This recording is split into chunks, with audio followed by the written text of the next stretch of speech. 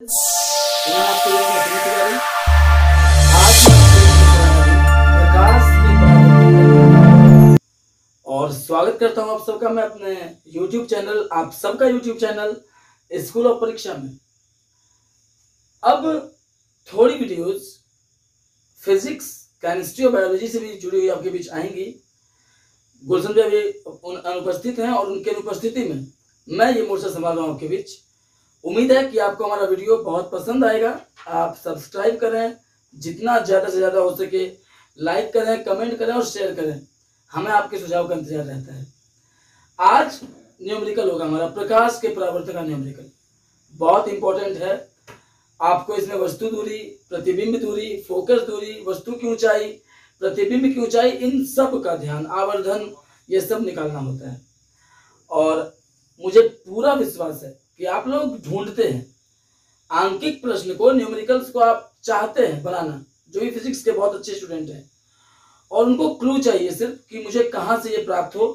तो मैं आज आपके बीच लेकर आया हूं और उम्मीद है कि आपको बहुत पसंद आएगा हमारा तरीका भी, और आपका अंडरस्टैंडिंग पावर आपको जरूर डील करेगा इस न्यूमेरिकल को। सबसे पहले आप देख रहे हैं हमारे स्क्रीन पर अवतल दर्पण और उत्तल दर्पण। ये अवतल दर्पण है, ये उत्तल दर्पण है, और जिसका परावर्तक सतह उभरा हुआ रहता है वो उत्तल दर्पण होता है, और जिसका परावर्तक सतह धंसा हुआ रहता है वो अवतल दर्पण होता है। ये आप जानते होंगे। गुलशन मैंने आपको काफी कुछ बता भी दिया था पिछले वीडियो में।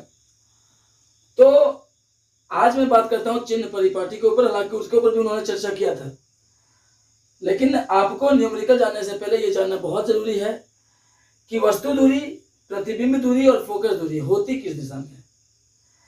तो आप उसको नोट भी कर लीजिएगा कि अगर दर्पण अवतल है या उत्तल है, दोनों स्थिति में वस्तु परावर्तक सतह के बाईं ओर ही होगा, यानी सामने होगा।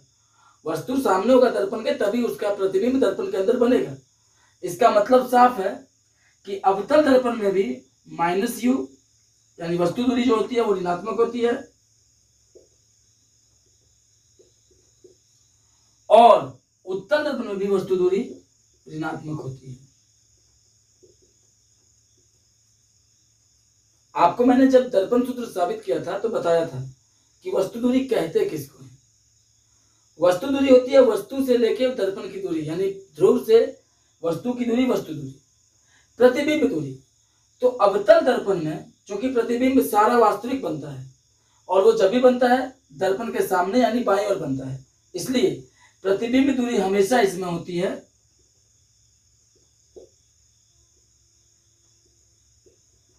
-v। लेकिन आप एक चीज सोच रहे होंगे कि सारा तो बनता नहीं है। एक स्थिति जिसमें वस्तु फोकस और ध्रुव के बीच होता है, अवतल दर्पण में एकमात्र स्थिति जिसमें कोई वस्तु फोकस और ध्रुव के बीच होता है, वहां पे जो प्रतिबिंब बनता है वो दर्पण से पीछे बनता है, यानी दाईं ओर बनता है। और उस स्थिति में जो प्रतिबिंब दूरी होता है वो पॉजिटिव होता है, प्लस में होता है, धनात्मक होता है। यानी अगर यहां पे ये लिखा जाए कि यदि वस्तु P तथा F के बीच हो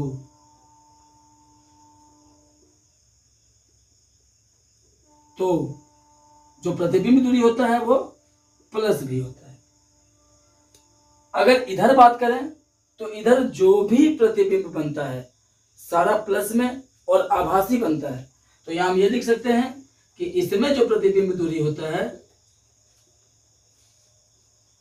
वो होता है +v, यानी आभासी। आभासी प्रतिबिंब जो प्रधान अक्ष से ऊपर बने, जो भी प्रधान अक्ष से ऊपर बनेगा सीधा बनेगा, यानी वस्तु की अपेक्षा सीधा होगा, वो सारा आभासी प्रतिबिंब होगा। और जो भी वस्तु की अपेक्षा उल्टा होगा वो सारा वास्तविक प्रतिबिंब होता है। आप लेंस भी जब पढ़ेंगे प्रकाश के अपवर्तन में तो आप उस स्थिति को देखेंगे कि जो प्रतिबिंब प्रधान अक्ष से नीचे बना वो सारा वास्तविक होता है, वस्तु की अपेक्षा उल्टा होता है।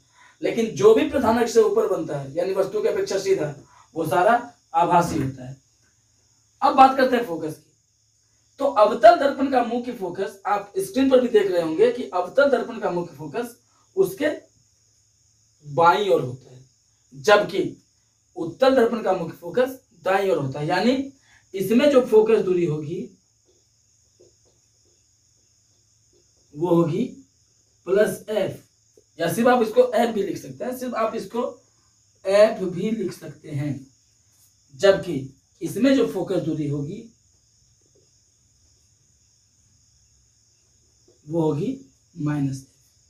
पुनः आप याद रखें कि वस्तु दूरी चाहे कोई भी दर्पण हो माइनस, प्रतिबिंब दूरी इसमें ऑलवेज माइनस, लेकिन एक स्थिति को छोड़ दिया जाए जिसमें वस्तु P यानी पोल अर्थात ध्रुव और फोकस के बीच हो, तो वहां प्लस भी, क्योंकि वो प्रतिबिंब आभासी बनेगा जो दर्पण के दाईं ओर बनेगा। फोकस दूरी इसमें माइनस में होता है, इसमें वस्तु दूरी माइनस में, प्रतिबिंब दूरी हमेशा प्लस, क्योंकि सारा प्रतिबिंब दाईं ओर बनता है और वो आभासी बनता है, और फोकस दूरी इसमें हमेशा पॉजिटिव होगा। अब ये तो हो गई वस्तु, प्रतिबिंब और फोकस दूरी। अगर वस्तु की ऊंचाई की बात की जाए तो चाहे दर्पण कोई भी हो, आप याद रखिएगा इस बात को, आवर्धन जब हम निकालेंगे मैग्निफिकेशन, तो मैग्निफिकेशन किसको बोलते हैं?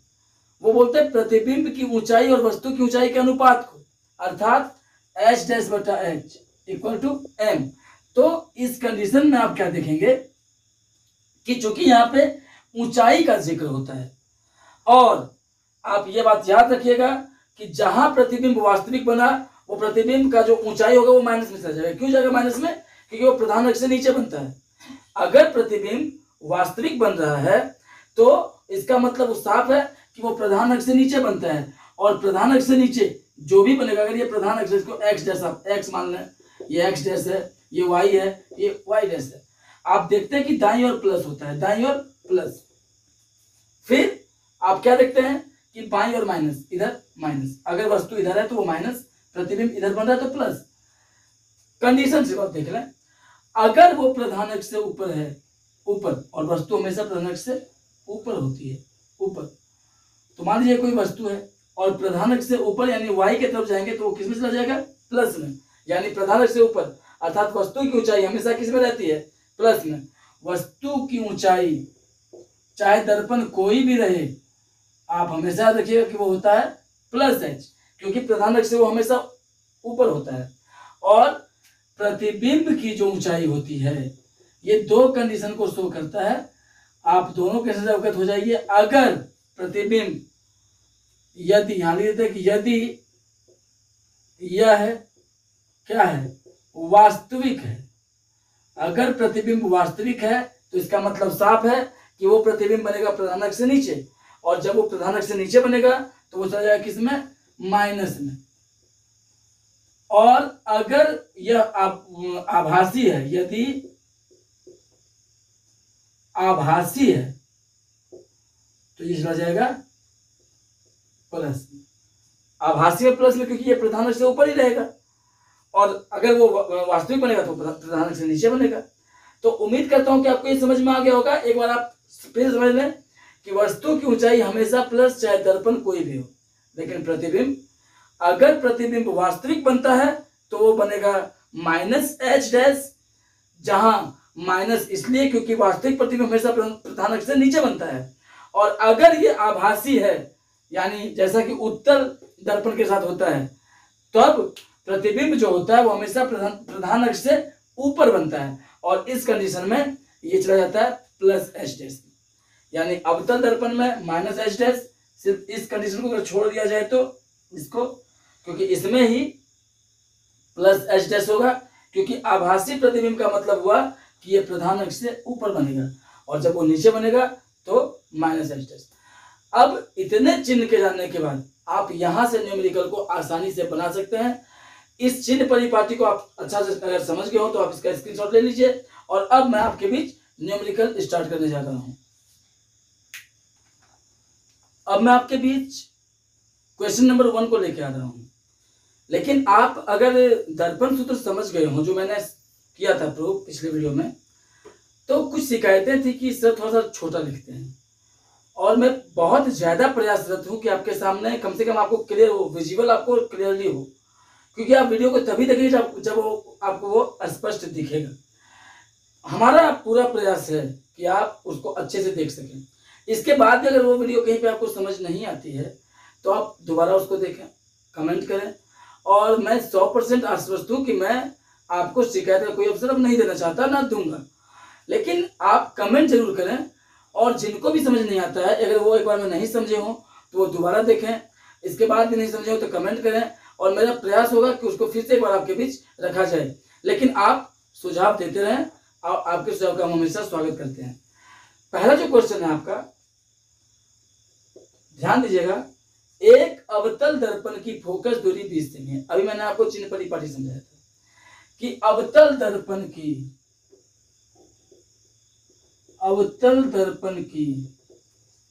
फोकस दूरी कितनी है? 20 सेमी। लेकिन आप जान लें कि अवतल दर्पण में फोकस दूरी हमेशा ऋणात्मक होती है, निगेटिव। तो जब निगेटिव होती है तो वो क्या हो जाएगी? -20 सेमी। आप चाहें तो यहाँ ये भी लिख सकते हैं कि चूंकि फोकस दूरी ऋणात्मक होती है, और नहीं तो आप चूंकि समझ चुके हैं तो इसलिए आप डायरेक्टली -20 सेमी भी लिख सकते हैं। इसके बाद एक वस्तु दर्पण के ध्रुव से 30 सेमी की दूरी पर रखी गई है। वस्तु दूरी, आपको पता हो कि वस्तु दूरी भी किसमें होगा? माइनस में। अभी आपने देखा था कि वस्तु दूरी दोनों दर्पण में माइनस में होता है, और वस्तु दूरी दिया हुआ है 30 सेमी, यानी u जो है f है -20 सेमी और u है -30 सेमी। ये माइनस कैसे है आपको समझ में आ गया होगा, क्योंकि वस्तु दूरी हमेशा निगेटिव होती है, ऋणात्मक होती है। अब आप यहां से प्रतिबिंब कहां बनेगा ये पूछ रहा है, हमारा सवाल है ये कि प्रतिबिंब कहां बनेगा। तो प्रतिबिंब की हमको निकालनी है दूरी भी। तो अब यहां पे लिखते हैं कि प्रतिबिंब दूरी को भी माने, यानी प्रतिबिंब दूरी अर्थात भी बराबर भाग, ये है सवाल। आप जाइए दर्पण सूत्र पर, और दर्पण सूत्र क्या है? 1/f = 1/v + 1/v। अब आप देखिए कि आपको f पता है और u भी पता है, नहीं पता है तो क्या? v। तो क्या करते हैं कि f और u को एक ही तरफ ले आते हैं, यानी हम इसको ऐसे भी लिख सकते हैं कि 1/f, इधर ये प्लस में, इधर आएगा माइनस में, = 1/v। अब 1/f, f तो पता है कितना है? -20 सेमी, -1/u, u भी पता है क्या है? -30 सेमी, = 1/v। अब माइनस आप ऊपर लेके जा सकते हैं, चूंकि ये ऑलरेडी निगेटिव है, तो -1/20 सेमी, और माइनस गुना माइनस हो जाएगा क्या? +1/30 सेमी। अब आप बोले कि ये कैसे गुना हो गया? तो ये ऑलरेडी निगेटिव है, तो ये माइनस या ऊपर रहे या नीचे रहे, ये माइनस गुना इसके साथ हो ही जाएगा, बराबर 1/20। 20 और 30 का लघुत्तम निकाल दीजिए आप, 60 सेमी। 20 में 60 3 बार में आएगा, -1 को 3 से गुना कीजिए, प्लस 30 में 60 2 बार में आएगा, 1 को 2 से गुना कीजिए, बराबर 1/20। -3 + 2 -1/60 सेमी, बराबर 1/20। यानी भी आपका आ रहा है -60 सेमी। ये माइनस ये बता रहा है कि प्रतिबिंब जो है वो वस्तु की ही तरफ है, प्रतिबिंब वस्तु के ही तरफ है, ये माइनस यही बता रहा है। और अभी आपने जाना था कि अगर प्रतिबिंब वस्तु की तरफ है तो इसका मतलब साफ है कि वो प्रधान अक्ष से नीचे है, यानी वो प्रतिबिंब वास्तविक है। लेकिन यहाँ चूंकि प्रकृति नहीं पूछ रहा है, इसलिए प्रकृति लिखने भी नहीं जा रहे हैं। लेकिन आप जान लें कि अगर अवतल दर्पण में कोई भी प्रतिबिंब माइनस में है तो इसका मतलब वो दर्पण के बाईं ओर है जिधर वस्तु है, और इस कंडीशन में वो प्रतिबिंब वास्तविक है, क्योंकि वो प्रतिबिंब बनेगा प्रधान अक्ष से नीचे। यहाँ पे हमको ये लिखना है कि प्रतिबिंब दूरी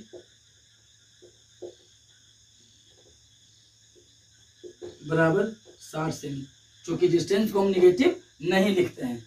उम्मीद करता हूँ आपको ये वीडियो समझ में आ गया होगा, हमारा ये मैथ समझ में आ गया होगा। अब हम दूसरे मैथ की तरफ बढ़ रहे हैं, आप इसको देखें और समझें।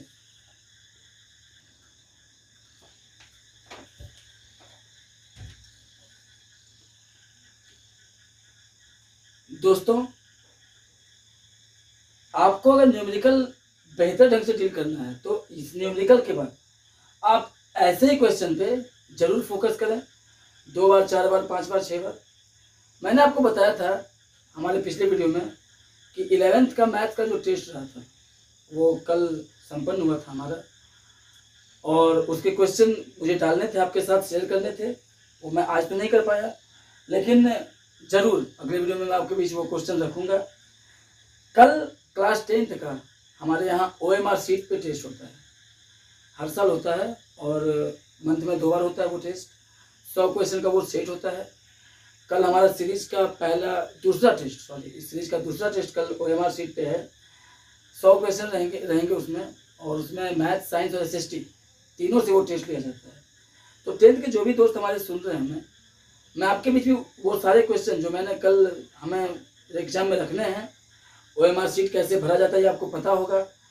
आप अभी से एक्सपीरियंस होल्डर बनिए, घर में वैसे सारे कार्य करिए जो आपको मैट्रिक से जोड़ेंगे, और कल जो टेस्ट हमारा होगा मैं उसके सारे क्वेश्चन आपके बीच सॉल्व भी करूँगा विद आंसर। एक दिन का वीडियो हमारा सिर्फ उन्हीं क्वेश्चन पे रहेगा। उम्मीद करता हूँ कि आप सब हमसे जितनी जल्दी हो सके जुड़ जाएंगे, और हमारे वीडियो का भी आप इंतज़ार करते ही होंगे। और हम आपको विश्वास दिलाते हैं कि जितने भी तरह के आपसे जुड़े हुए, जितने भी आपके फ़ायदे जुड़े हुए सारे कार्य हम लोग अपने वीडियो के माध्यम से आप तक पहुंचाते रहेंगे। अब जो सेकंड क्वेश्चन हमारा है उस पर आप फोकस कीजिएगा। सेकंड क्वेश्चन फिर से अवतल दर्पण से जुड़ा हुआ क्वेश्चन है, और वो क्वेश्चन है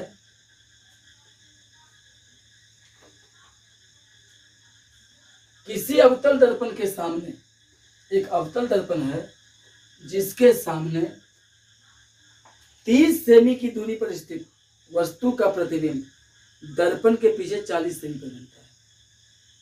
इस बार आप याद रखिए कि दर्पण के पीछे बन रहा प्रतिबिंब, दर्पण के आगे नहीं। दर्पण के आगे वस्तु है और दर्पण के पीछे प्रतिबिंब बन रहा है। इसका मतलब साफ है कि अगर ये अवतल दर्पण है और अगर यहाँ पे वस्तु है तो प्रतिबिंब पीछे बन रहा है, पीछे की ओर। ये दर्पण के पीछे प्रतिबिंब बन रहा है और दर्पण के आगे वस्तु है। इसका मतलब दर्पण का जो प्रतिबिंब दूरी है वो जा रहा है किस में? प्लस में। प्रतिबिंब दूरी चला जा रहा है प्लस में, लेकिन वस्तु दूरी किस में? माइनस में। हमें निकालना है फोकस दूरी। तब अब हम सवाल की ओर आगे बढ़ते हैं। सवाल यह है कि अवतल दर्पण के सामने 30 सेमी की दूरी पर स्थित वस्तु का प्रतिबिंब, यानी अवतल दर्पण से जो वस्तु की दूरी है वह है 30 सेमी। अवतल दर्पण, इसको कॉनकेव मिरर भी कहा जाता है। अवतल दर्पण में वस्तु दूरी, या आप इसको यहां भी लिख सकते हो, अवतल दर्पण से वस्तु दूरी यानी U। चूंकि वस्तु दूरी हमेशा माइनस में होती है इसलिए हो जाएगा -30। जबकि प्रतिबिंब जो है वो दर्पण के पीछे बन रहा है इसलिए वो चला जाएगा प्लस में। प्रतिबिंब दूरी यानी भी 40 सेमी प्लस, यहां लिख देते हैं चूंकि यह दर्पण से पीछे बन रहा है। दर्पण से पीछे क्या होता है? दाईं ओर। हमें निकालना है फोकस दूरी। फोकस दूरी इक्वल टू, अब हम चलते हैं दर्पण सूत्र पर। दर्पण सूत्र हमारा क्या है? दर्पण सूत्र, सूत्र क्या होता है? 1/f equal to 1/v plus 1/v।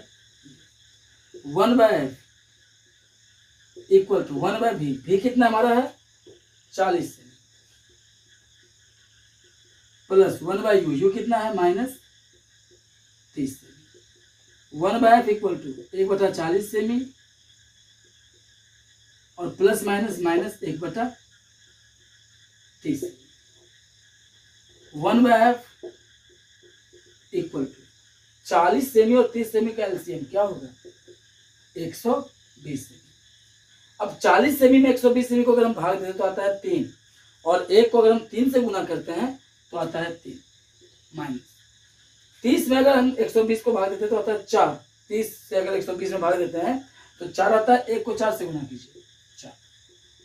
1/f equal to 3 में से 4 घटा -1 बटा 120 सेमी, यानी हमारा फोकस दूरी हो गया -120 सेमी। और याद रखिए कि चूंकि दर्पण था अवतल, फोकस हमेशा निगेटिव ही होगा। अगर यहाँ ये पॉजिटिव आ जाता तो हमारा गलत था, या तो तब दर्पण उत्तल होता या तो आंसर गलत हो जाता। ये एग्जैक्ट है कि ये जो दर्पण है वो अवतल है, जिसका जो फोकस दूरी है वो हमेशा निगेटिव होगा। इसका मतलब है फोकस दूरी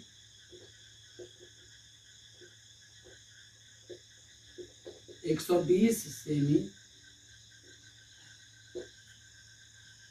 तो जरूर आप समझ गए होंगे और आपके कमेंट का इंतजार रहेगा। आप इसको देखें, समझें और स्क्रीनशॉट ले सकते हैं।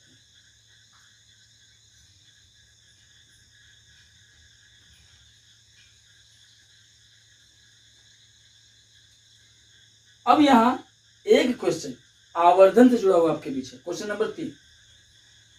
क्वेश्चन नंबर 3 है कि एक अवतल दर्पण की फोकस दूरी 15 सेमी है। इससे 25 सेमी की दूरी पर 4 सेमी ऊंची एक वस्तु रखी गई है। दर्पण से कितनी दूरी पर इसका प्रतिबिंब बनेगा? प्रतिबिंब का आकार क्या होगा? वह सीधा होगा या उल्टा होगा? तो आप देखें क्वेश्चन नंबर 3, इसमें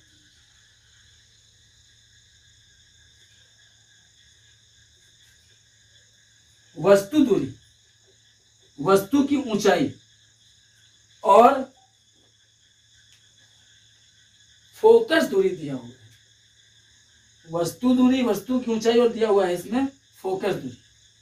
हमें निकालना है प्रतिबिंब की ऊंचाई, प्रतिबिंब की दूरी और उसकी प्रकृति, वो कैसा होगा, सीधा होगा या उल्टा होगा।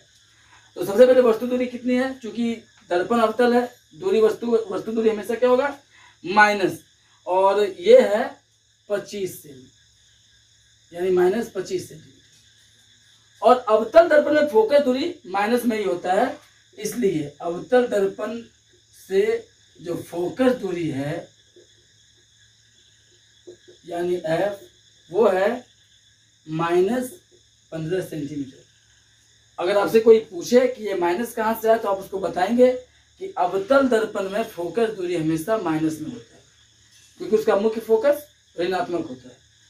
वस्तु की ऊंचाई, वस्तु की ऊंचाई अभी आपने को मैंने डायग्राम के जरिए बताया था कि ऊंचाई जो होता है वस्तु का वो प्रधान अक्ष से ऊपर होता है, यानी वो प्लस में चला जाएगा, यानी वो हो जाएगा +4 सेमी।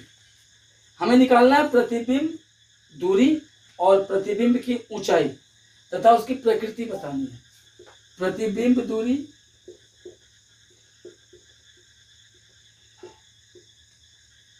यानी भी बराबर क्या होगा? प्रतिबिंब की ऊंचाई यानी h' क्या होगा, और प्रकृति यानी ये सीधा है कि उल्टा है, ये बताना है। अब आप देखिए कि दर्पण सूत्र जो होता है हमारा, वो होता है 1/f equal to 1/v plus 1/e। f और u दोनों पता है, क्या करते हैं? 1/f बराबर के बाद जो 1/u है उसको एक साथ ले आते हैं, बराबर 1/v। आप ये समझ गए होंगे कि f और u को एक साथ इसलिए लाया गया है कि दोनों हमें ज्ञात है। अब आप देखिए 1/f, f क्या है? -15 सेंटीमीटर माइनस 1/u, u क्या है? -25 सेंटीमीटर बराबर 1/v। अब -1/15 सेंटीमीटर माइनस प्लस 1/25 सेंटीमीटर बराबर 1/15 और 25 का लघुत्तम आता है 75। 15 से 75 5 बार में, -1 को 5 से गुना कीजिए, प्लस 25 में 75 3 बार में, 1 को 3 से बराबर 1/v। -5 + 3 -2/75 सेमी बराबर 1/v। ये कट गया एक बार में, ये कटा 37.5 बार में, यानी भी जो हमारा निकला वो निकला -37.5 सेमी, यानी प्रतिबिंब दूरी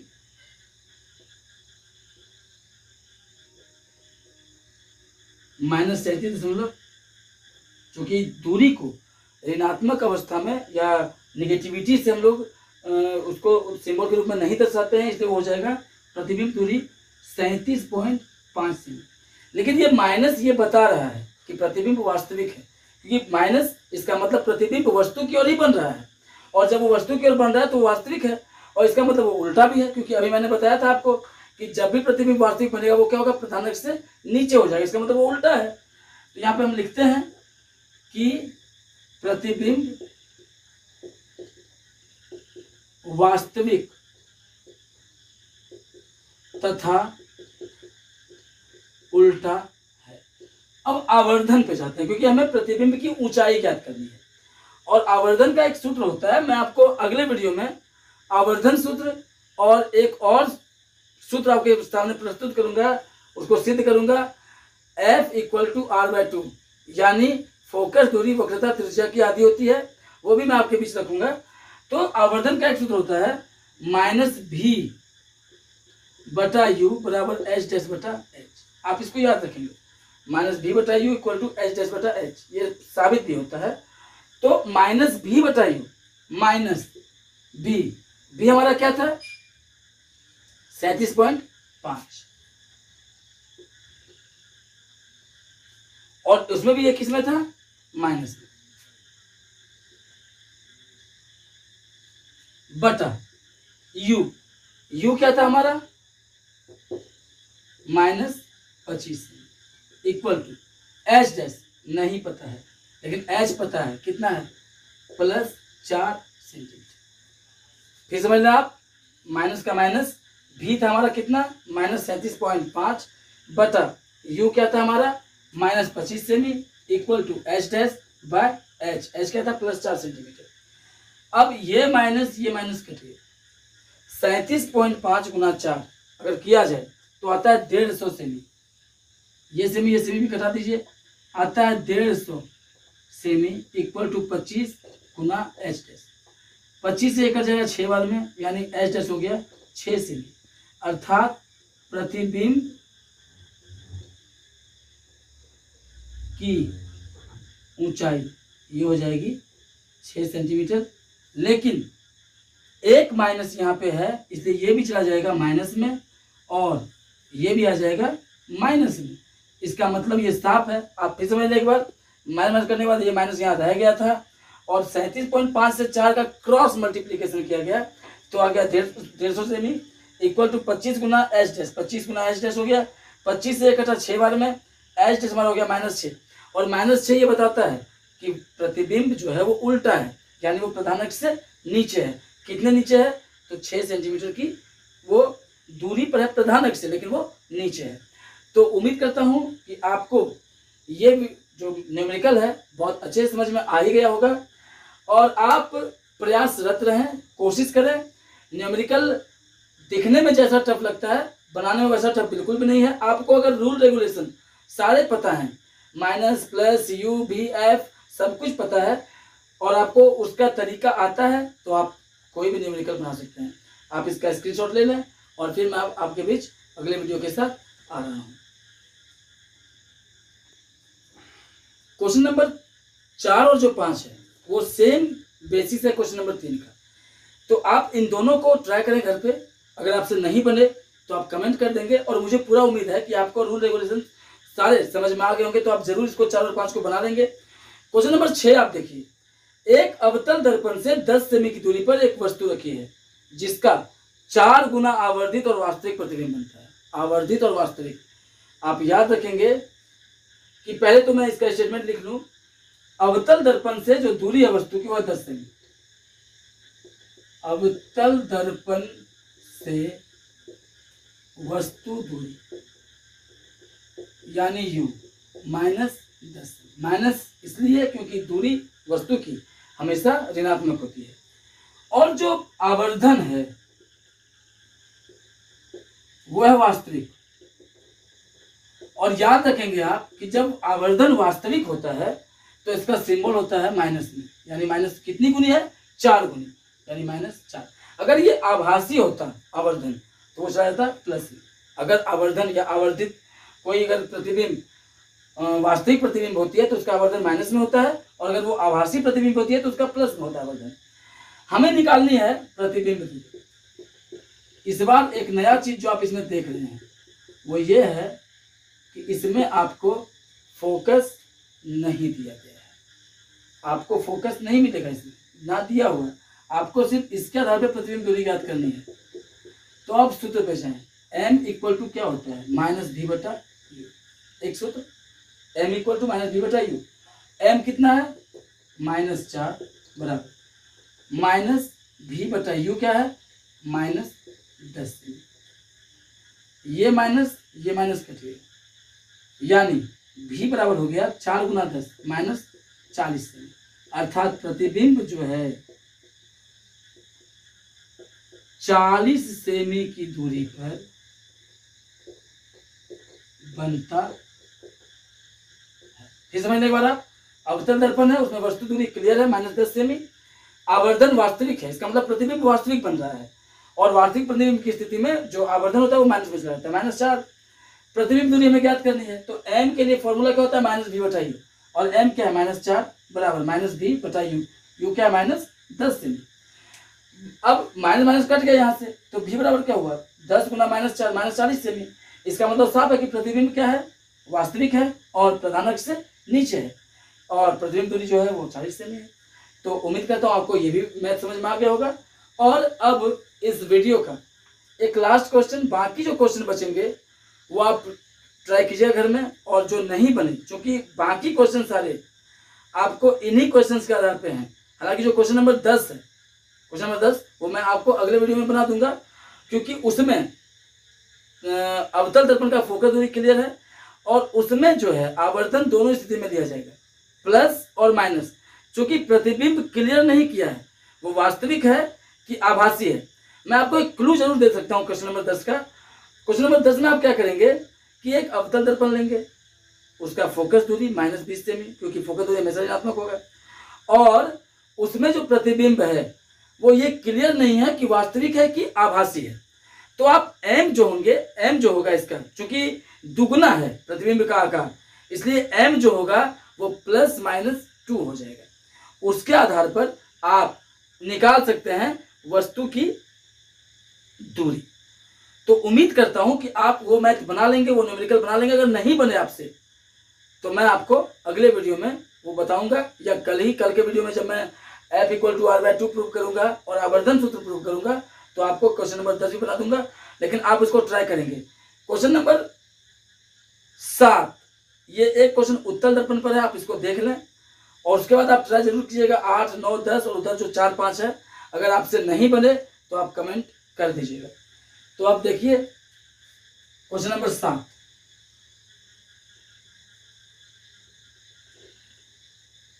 क्वेश्चन नंबर 10 अगर आप समझ गए होंगे तो आप उसको ट्राई कीजिएगा। उसमें आप m +- दोनों लीजिएगा, क्योंकि प्रतिबिंब आभासी है या वास्तविक है ये क्लियर नहीं है। अगर आभासी होता है तो +2, अगर वो वास्तविक होता है तो -2।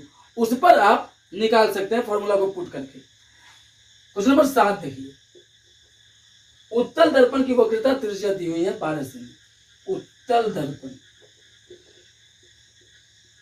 की वक्रता त्रिज्या यानी r, ये कितना है, चूंकि उत्तल दर्पण में r जो होता है वो धनात्मक होता है, दाईं ओर होता है, वो 12 सेमी प्लस में ही रह जाएगा। लेकिन अगर हम इसकी फोकस दूरी को निकालें तो इसकी फोकस दूरी हो गई वक्रता त्रिज्या की आधी, यानी ये हो जाएगा 6 सेमी। अब है दर्पण से 12 सेमी की दूरी पर स्थित वस्तु का प्रतिबिंब कहां बनेगा। वस्तु दूरी आप याद रखें कि दर्पण चाहे उत्तल हो या अवतल हो, वस्तु दूरी हमेशा किस में होती है, माइनस में।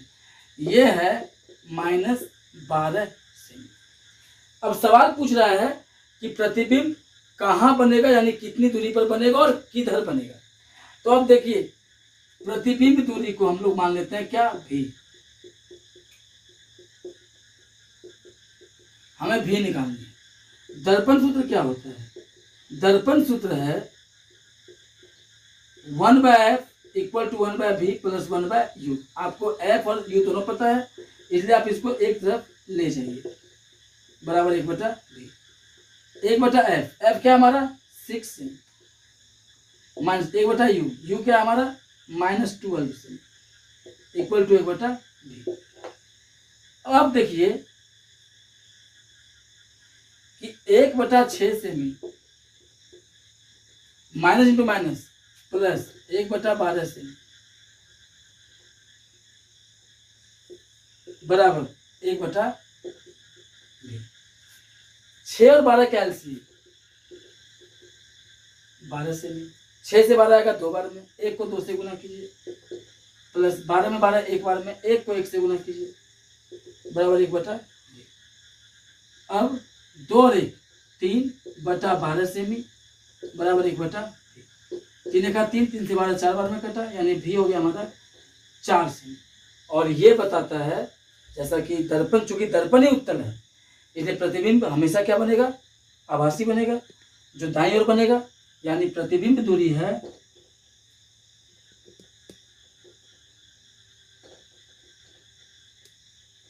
4 सेमी। बाकी के जो भी न्यूमेरिकल बच गए हैं अगर आप उसको ट्राई करते हैं तो वो आपसे सारा बन जाएगा। और फिजिक्स का ये जो पार्ट है क्लास 10th का, प्रकाश एक इम्पॉर्टेंट चैप्टर है, क्योंकि आप जब क्लास 12th में भी जाएंगे तो आपको प्रकाश की ऑप्टिक्स पढ़ना होगा, जो यहीं से उसका बेस मजबूत करना होगा आपको। और भारती भवन का ये टॉपिक हमारा न्यूमेरिकल, आप अवगत होंगे, एनसीईआरटी का ये पैटर्न था नहीं, ये भारतीय भवन बेसिस पे हमने आपको न्यूमेरिकल बताया, क्योंकि एनसीईआरटी में बहुत कम न्यूमेरिकल दिया हुआ है। आपको मैंने शायद करके न्यूमेरिकल बता दिए। अगर आप बहुत ज़्यादा दिमाग लगाएंगे, अगर आप उसको एक होमवर्क मानेंगे तो आप सारा न्यूमेरिकल कल बना करके और हमें कमेंट कर देंगे कि सर हमारा रेडी हो गया है। लेकिन अगर आपसे कोई न्यूमेरिकल नहीं बनता है, एक बार पुनः मैं आपको ये बता दूं कि जैसा क्वेश्चन नंबर 3 था वैसा ही क्वेश्चन नंबर 4 और 5, और उसके बाद मैंने 6, 7 आपको बताया, 8 और 9 आप आराम से निकाल लेंगे, उत्तल दर्पण में बनेगा वो। और जी दोनों क्वेश्चन उत्तल दर्पण पे है। 10वां क्वेश्चन अवतल दर्पण का फोकस दूरी आपको क्लियर दिया हुआ है, वस्तु की दूरी निकालनी है। ये चीज आप जान लीजिए कि इसमें प्रतिबिंब बन तो रहा है लेकिन दोनों स्थितियों का जिक्र किया हुआ है, आभासी का भी वास्तविक का भी, क्योंकि इसमें कुछ क्लियर है नहीं कि ये प्रतिबिंब कैसा है। सिर्फ इतना पता है कि प्रतिबिंब का आकार वस्तु के आकार का दुगुना है, यानी m आप प्लस और -2, यानी +2 और -2 दोनों लेंगे। -2 होगा जब प्रतिबिंब वास्तविक हो जाए और +2 होगा जब प्रतिबिंब आभासी हो जाए। अगर आपका ये निकल जाए तो हमें बेहद प्रसन्नता होगी। आप सब्सक्राइब करें, जुड़े हमारे साथ, शेयर जितना ज़्यादा से ज़्यादा कर सकें, आपको बहुत बहुत बहुत बेनिफिट होने वाला है। और हमें समर्थन देने के लिए आपका धन्यवाद। आपका दिन शुभ हो। शुभ रात्रि। जय हिंद, जय भारत।